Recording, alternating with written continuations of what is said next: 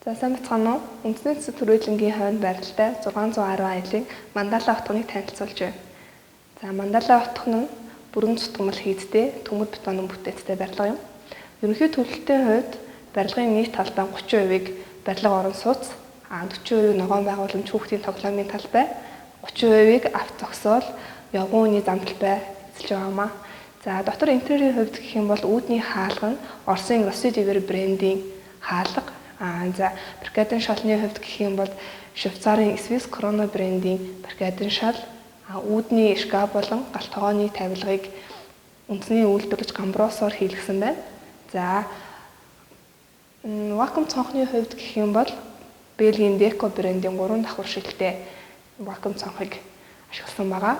За дотор радиаторын хувьд гэхээр Brugmann брендийн Германы Brugmann брендийн радиаторыг суурилж өгсөн байна.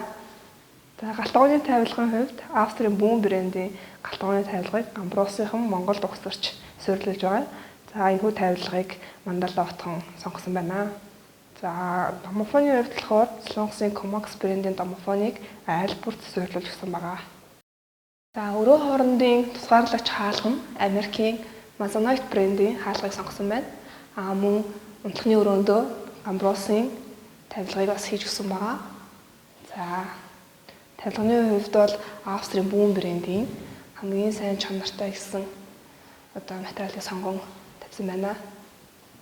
За таасны хувьд бол бүх өрөөндөө унтлагатай таацтай. Таасны өндөр нь 2.75-ийн өндөртэй. Айрзетик залгуурууд нь Германы Schneider брендийг сонгон тавьсан байгаа.